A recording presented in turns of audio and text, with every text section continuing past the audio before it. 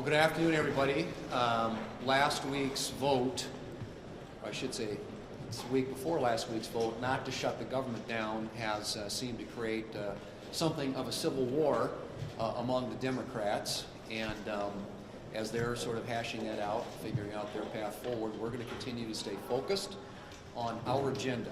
And this week is getting the president's people into place, continuing to process nominations so that the president has his team ready to go to work. We'll continue working that. We're going to be working on unwinding a lot of the Biden administration's burdensome regulations through the Congressional Review Act process, and obviously we're going to stay very focused on budget reconciliation, which is part of the president and our agenda as we head forward. And we had a good conversation about that at our lunch just now. We're going to continue to be talking about this with our members and having the end goal in mind. And that end goal is coming up with a budget reconciliation bill in the end that extends the existing tax policy, which if isn't done will lead to a $4.5 trillion tax increase at the end of this year, unlocking and restoring America's energy dominance, rebuilding our military, and making sure that our border is secure. Those are the issues that we believe need to be addressed in the budget reconciliation bill, and that's consistent with the president's agenda and with what the American people voted for in November. So that's the work at hand right now, and obviously as we move forward, we'll be working closely with our counterparts in the House of Representatives and with the president and his team in putting this together. But it draws a stark contrast with what the Democrats want to see, and that clearly is a $4.5 trillion tax increase at the end of the year, a lot more government spending, and obviously an open border, which is what we've had for the last 4 years. So we think that the work we're doing is going to draw a clear contrast between us and the Democrats and what the American people legally voted for in November.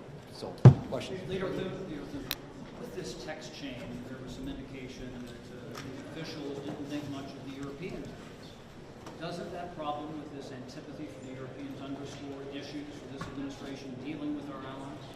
Well, I mean, I think obviously we're getting to the bottom of what that whole text chain entailed, and I think obviously people are asking questions and they deserve answers. But I think that the United States right now is the recognized world leader, and I think the president's moves on the world stage, including the initiative against the Houthis in Yemen, demonstrates that this is a new administration. There's a new sheriff in town, and at some point, I think the Europeans and all the other countries around the world, whether they like it or not, realize that. And I think they have to understand that if they want to have the U.S.'s support, they've got to do their fair share as well. I think that's the message the president has delivered to our European allies, and some of them don't like it. They've been riding on the U.S. for way too long, and it's time for them to step up and do more. Doesn't that publicly our relationship with them? Well, any text change that are exchanged privately, I think you have to put that into context for what it is. I think you have to look at what the president says and what the people around him are saying on these issues of foreign policy and national security, and not text messages that were obviously probably inappropriate. On reconciliation, you have a goal of maybe more than $1 trillion in cuts. You want to extend the Trump tax cuts. Democrats have said that you can't do that without impacting the economy. Can you guarantee at this stage of the negotiations that no one's Social Security benefits will be impacted at the end of this? Well, Social Security is not eligible for consideration under reconciliation, so that doesn't get touched. And the president has made certain statements with respect to Medicare and Medicaid. And so as we look at this process, we're going to be looking at where can we find savings that are associated with waste, fraud, and abuse in some of these government programs, notwithstanding what the program is. And I think every American expects us to root out. If there are programs that people are qualifying for or using or abusing in a fraudulent way, that ought to be, we ought to be taking care of that. And I think both Republicans and Democrats and anybody else in this country would agree with that sentiment. I think at the end of the day, what is going to happen in reconciliation is we're going to have to figure out how to extend the tax policy. And remember, this is extending existing tax policy. There's some other things the president wants to do in the context of that, all of which we think will be additive to the economy. when the economy is growing, expanding, creating better paying jobs, typically what happens is you get more government revenue, not less. In fact, the rule of thumb generally is about for every 1% increase in GDP, $3 trillion in revenue over a 10-year period. So growth is, it's not sustainable. I mean, these deficits, we can't continue this, and so we've got to start making some of the hard decisions. And I think you need to look at every area of the budget, but bear in mind, obviously, that programs like Social Security and Medicare are incredibly important. But if there, even in those areas, if there's waste, fraud, and abuse, then I think those are areas that we ought to be looking at.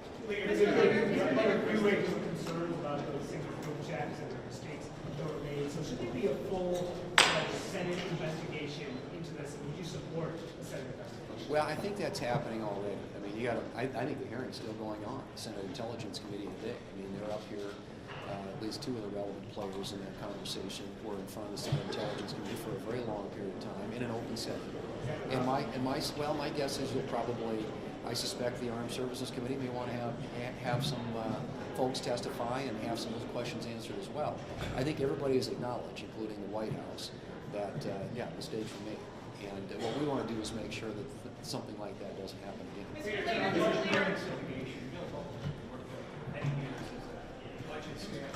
So if you just look at a handful of tax credits important to your small businesses' performance, bonus depreciation, small business pass-through, the death tax, extending those was $3.5 trillion. Doesn't even come close to what the president wants in lower corporate tax rates and ending tips, tax townships, Social Security. He says we just have to see how it fits anything, so you get anything extension. Just a straight extension of the 2017 jobs cuts and tax act. Do you disagree with that? And if so, how do you see this getting paid for, fitting a square peg into a round hole? Well, I mean, again, you'll have to, forgive me for being kind of playing inside Washington here, but what we are doing by extending existing tax policy is just that. You're extending the law as it has existed for the last 8 years, since 2017.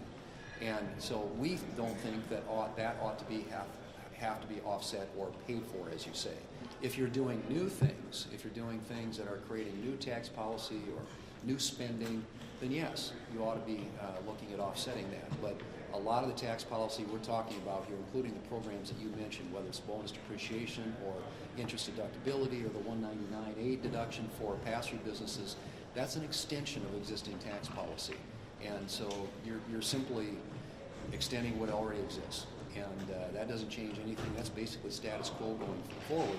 There are other things the president does want to do in terms of tax policy, and as the Senate Finance Committee and House Ways and Means Committee, other committees of jurisdiction look at the broader conversation about reconciliation, obviously we're going to be looking at how can we pay for, offset, find savings and reductions in other areas of the budget as we look at potentially new tax policy.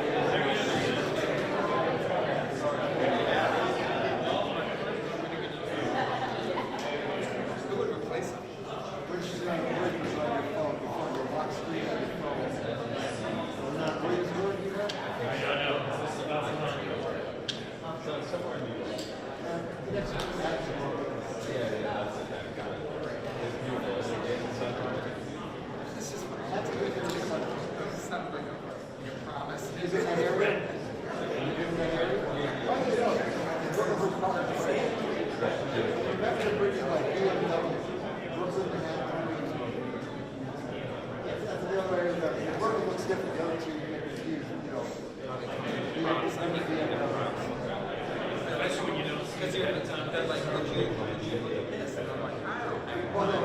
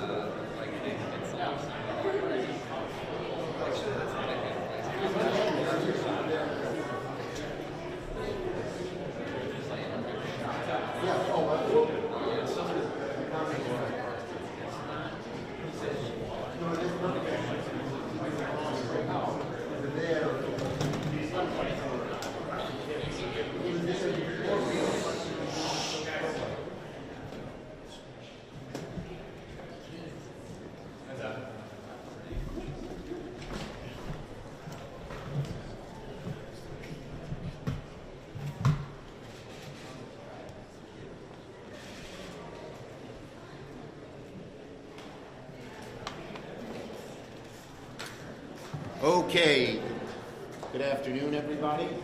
I'm proud to be joined by Senators Wyden and Reed. Today we're here to talk about two things with massive importance to all Americans: Social Security and national security. First, yesterday, Senate Democrats, alongside all other Americans, found that the Defense Secretary shared classified war plans in a group chat with the CIA Director, National Security Advisor, and Vice President of the United States. For the Defense Secretary to coordinate war plans in such a haphazard and dangerous way puts our national security, our troops, and every single American at risk. Even after the administration confirmed the authenticity of the texts, Secretary Hegseth continued to deflect and blame the reporter.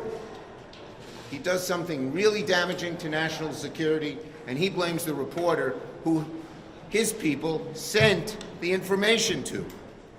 What gall! This is the Secretary of Defense.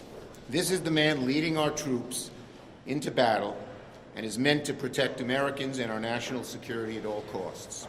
The Senate, as well as all relevant authorities within the executive branch, must investigate this incident fully. Fully. We need the Senate to do it. I hope Senator Thune will join me in that. We also need the IG of the DOD to do it as well.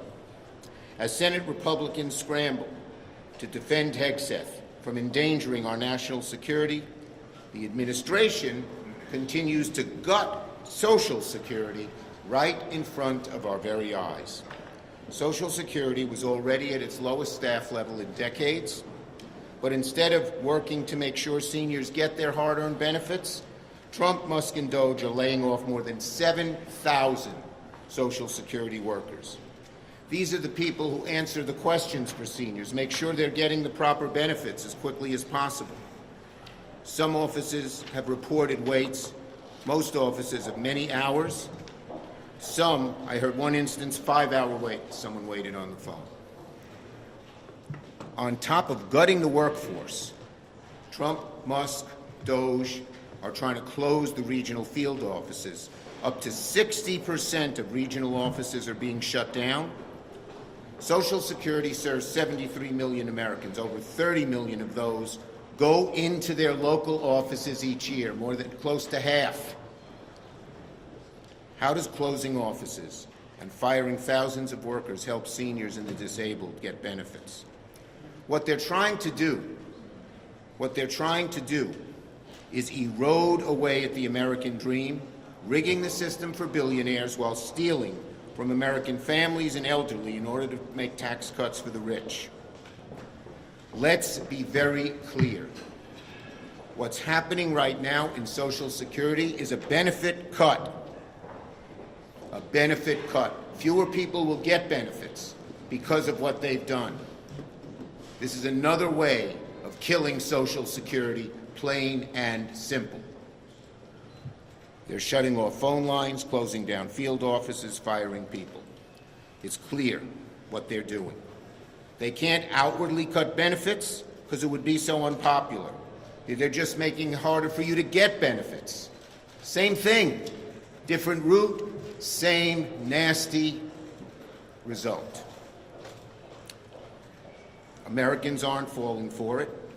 Today, the Washington Post showed that while Elon Musk is claiming massive waste at the agency, he has no evidence to back that up. He just wants to kill the program one way or another. Why are they doing this? Why would they do this? This is so politically unpopular. Because a clique of billionaires just control what the government is doing. They don't care about people. You heard what Lutnick said the other day. If you miss your check, but it doesn't matter. Well, that's true if you have a billionaire son-in-law, but it's not true for people who depend on the check each month, each week, each day, for their food, for their medicine. So, today was SAA nominee Frank Bisignano's hearing. Ron will talk about it, but given his history, he used to be sent into companies to slash personnel. And the administration's slash and burn policy, it should be an easy vote. Any Republican who votes yes on Bisignano is voting to cut Social Security for our seniors. Any Republican who votes yes on Bisignano is voting to cut Social Security for our seniors. Time is short to stop permanent damage to Social Security administration. If Republicans continue to do nothing, the political backlash will be unprecedented. Senator Wyden.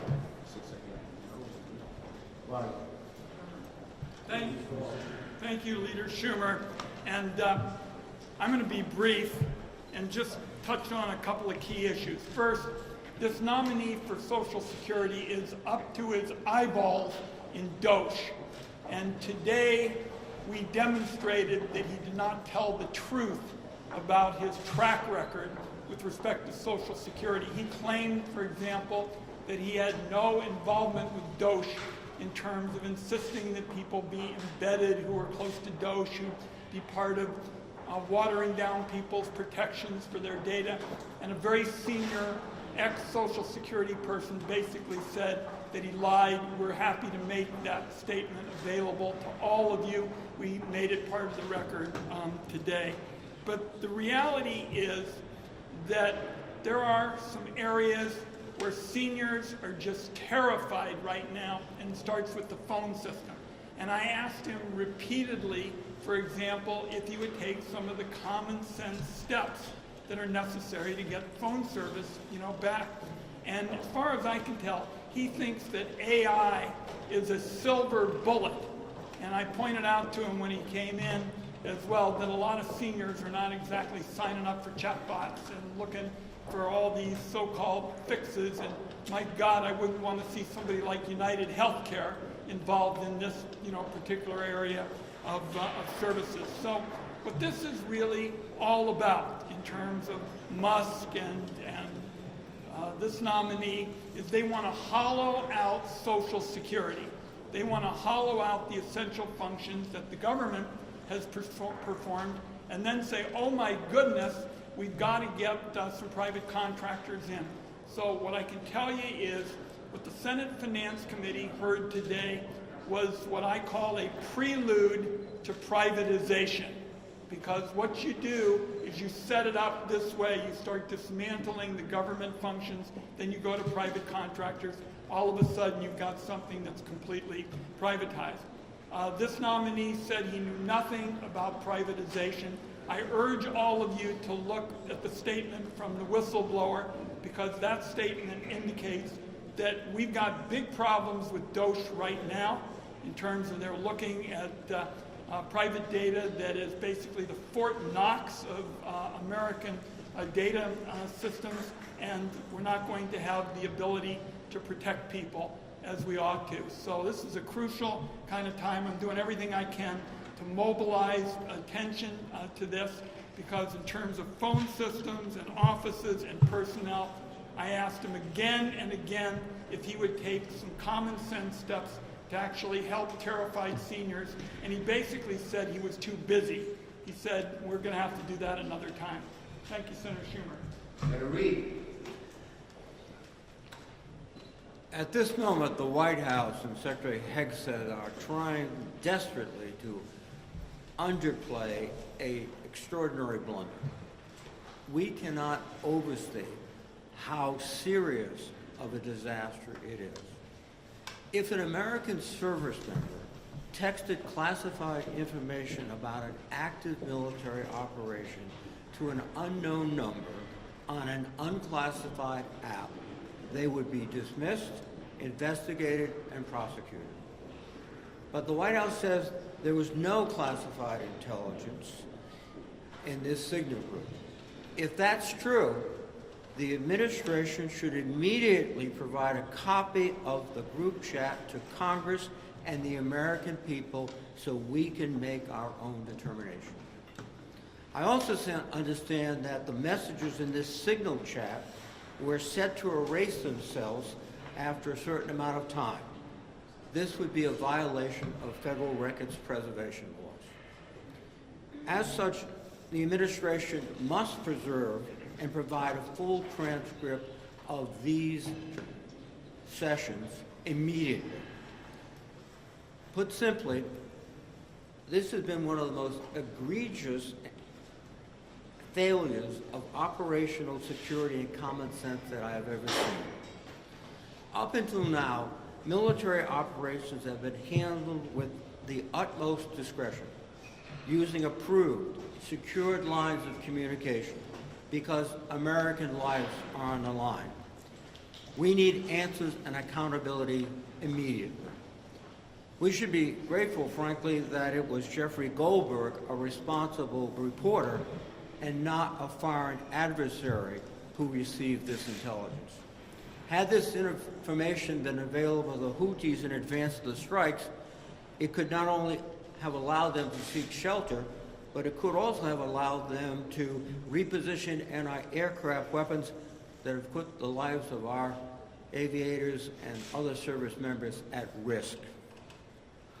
Taking a step back, all of this happened as the Trump administration systematically degrades America's national security in multiple ways.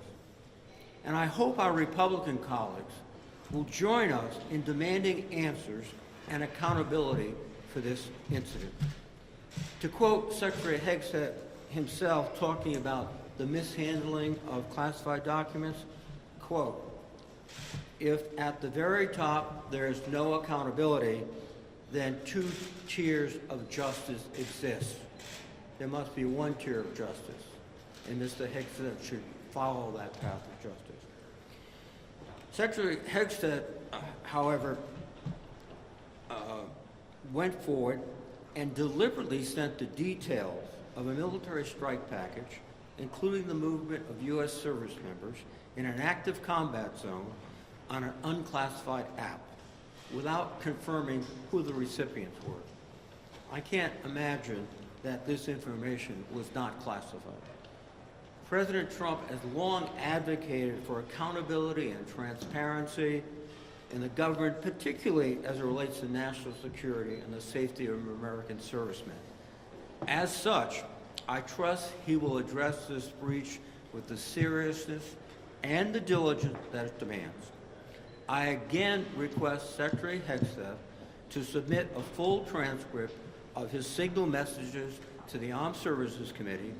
There is no legitimate basis for him to withhold information from the committee that he claims is unclassified and has already been shared with a journalist. And I urge a bipartisan investigation and swift action. Thank you. Thank you. Yes. Senator, are you calling for the resignation? Pardon? Are you Look, calling for the resignation? what he did is despicable. We need a complete and thorough investigation, both by the IG within DOD, but also the Senate and the House. The Senate, Democrats and Republicans should look into this and have a full investigation. Republicans should not turn their head the other way with something so serious. Thank you, Leader Sherman.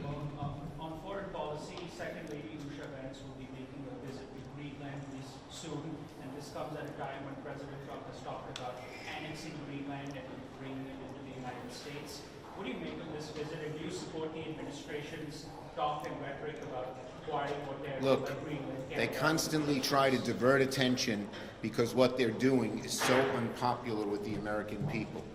Cutting Social Security, cutting Medicare, cutting Medicaid, all to give taxes to their wealthy friends is very unpopular, so they're constantly looking for smoke screens. Yes. Speaker Johnson brought up the idea of defunding courts today, and I wondered if you had a response given that it gets in theory. It is under rescission, right? It is outrageous to even think of defunding the courts. The courts are the bulwark against Trump, and the Republicans can't stand it. But that's our system of laws. We will fight in every way to keep funding the courts. Yes. Social Security, sir. Republicans argue that the Social Security system is antiquated, that the computer system needs to be updated, that it would actually serve these recipients better. Do you think there's any merit to that? Tell that to the 73 million Americans who believe and need Social Security. Tell that to the millions of people who are not getting answers, who have their offices closed so they can't get their checks. They are so wrong on Social Security. We thought they had learned their lesson. They have not. Thank you. Have you spoken to AOC, your New York colleague, recently?